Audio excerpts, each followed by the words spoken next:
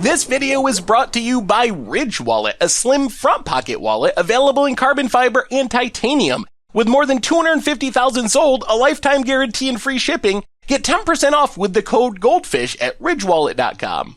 Hello everyone, it's Seth, probably better known as Saffron Olive, and it's time for another Instant Deck Tech.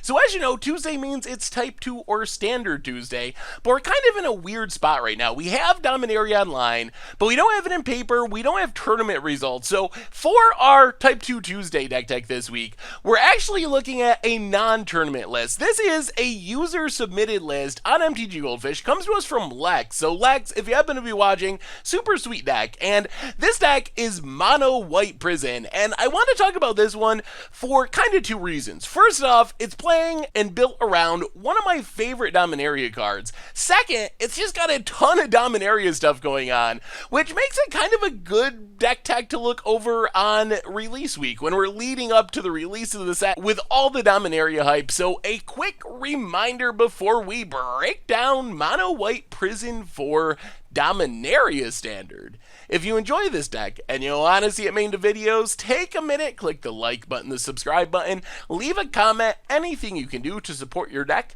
because whichever deck is most popular gets a shot at being made into videos next week. So Mono White Prison is basically playing a lot of really powerful, disruptive white cards. So we start off with the return of Baneslayer Angel and Lyra Dawnbringer, 5 mana, 5/5 flying, first strike, lifelink, also pumps all of our other angels, which isn't the reason we're playing Lyra Dawnbringer. We're playing Lyra because it's a Baneslayer Angel, a great top-end threat, must be killed immediately or it gains tons of life, and just a very, very powerful card. But we do have another angel in Shalai, Voice of Plenty, so in theory, even though Shalai is only a one-of, once in a while we can kind of curve them out, and they work really well together. So we play Shalai, which is giving all of our other stuff and us hexproof, and then we play Lyra the next turn, which pumps Shalai, also gives it lifelink, so we get in a big hit of lifelinking damage, and then Shalai's protecting our Baneslayer Angel, so our opponent can just kill our Baneslayer, so a nice synergy there. We also have Baird, Steward of Argive is our last creature, kind of a mini ghostly prison on a body. Opponent's got to pay 1 to attack us or our Planeswalkers. I mean, it is disruptive, it eats into our opponent's mana if they want to attack. Not a huge body, but 4 toughness means it dodges some removal, so these creatures, especially our angels, are our big finishers that are hopefully going to close out the game. But to go along with our creatures, we have a couple of Planeswalkers, which are pretty good for closing out the game.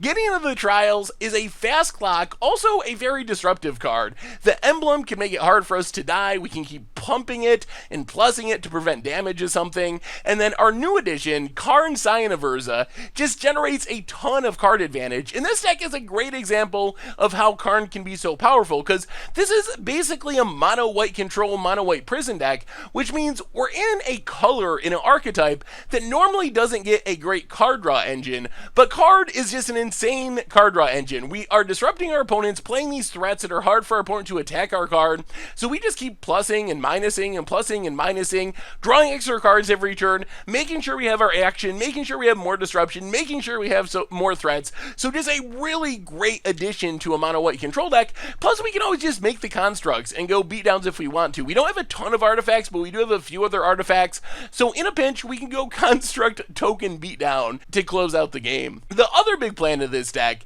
is one of my favorite cards from all of Dominaria, and that is Fall of the Thran, our new Armageddon. So what this deck is really trying to do is something like curve out Gideon into Karn, into Lyra, our new Baneslayer Angel, and then top off that super powerful curve with an Armageddon. Fall of the Thran comes down, lore counter number 1, blows up all of the lands. Then the other thing we can do is use Scavenger Grounds to exile the land. So it's not possible for us to use it to get rid of all the lands, period. But what we want to be doing is blowing up all the lands. Then the next turn, when we get back our 2 lands, we can get back a Scavenger Grounds, get back another land, make our land drop for the turn. Then we can, if we want to, immediately activate Scavenger Grounds and basically put both players back to 2 lands. But if we have out our Gideons and our Karns and our Lyras and these really powerful threats, plus our Baird, making it hard for our opponent to attack if they don't have any lands, then putting both players down to a low amount of lands and few resources is probably going to benefit us, and we're going to get the better end of that deal, even though Fall of the Thran technically is symmetrical effect. So really awesome top end kind of finisher on our curve to just make it really hard for our opponent to fight through our disruption, interact with our angels and our planeswalkers.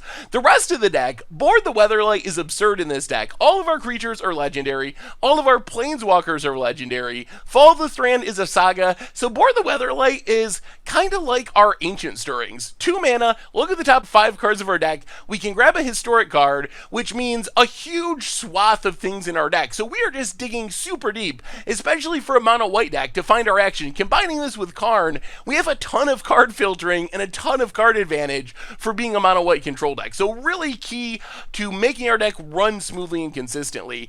Otherwise, kind of simple, Fumigate, Settle the Wreckage to wrath away our opponent's creatures. Then we have some kind of weird disruption. Gideon's Intervention is kind of our combo hate. If we're worried about Scarab God, for example, or Hazoret, Gideon's Intervention not only stops it, but stops our opponent from even casting it, and deals with the copy on the battlefield. Sorcerer's Spyglass, another main deck way to hate on Scarab God, deals with opposing planeswalkers. Seal Away, just really awesome removal. One of the best 2-mana removal spells they printed white in a long time. So really cool, interesting removal for the Dominaria standard format. Finally, Treasure Map, even more card advantage for a mono white deck. Do some scrying in the early game, eventually flip it around, makes a bunch of treasure tokens, which we can stack to draw cards. We ramp with the Treasure Cove itself. Plus, the treasure tokens can help with our Karn to pump up the construct tokens. So another great addition to the 2-drop slot. Mana base wise, we talked about Scavenger Grounds. Otherwise, just a ton of planes, a couple of Memorial to Glory. In the sideboard, Immortal Sun, little bit awkward. Not sure about this sideboard plan because we have a lot of planeswalkers. So this is one of the, like, it's a powerful card. It's more card advantage. It shuts down our opponent's planeswalkers. But I'm a little bit sketched out about actually sideboarding this in a deck that has 6 planeswalkers in the main deck. So I don't know. I guess if you're going to bring it in, take out some of the Gideons and Karns to avoid that non-bow. Overwhelming Splendor, just another great finisher, ruining creatures and activated abilities. Damping Sphere, I guess if someone's going Aetherflux Storm. Solemnity to lock down energy counters. Ashes of the Horrent to shut down some graveyard decks. Icy Manipulator can further attack lands. Works well with Fall of the Thran. If we blow up all the lands and only 2 come back thanks to our Scavenger Grounds trick, we can just keep tapping them with Icy Manipulator, almost like a Rishadan port to just keep our opponent from doing anything. And that is Mono White Prison for Dominaria Standard, featuring a ton of new Dominaria cards and Fall of Thran. And that's been our Instant Deck Tech for today. So thank you so much for watching. I hope you enjoyed the video, and I will talk to you soon. Thanks for watching the video. If you enjoyed it, help us out by clicking that like button down below. And to keep up on all the latest and greatest, click that subscribe button.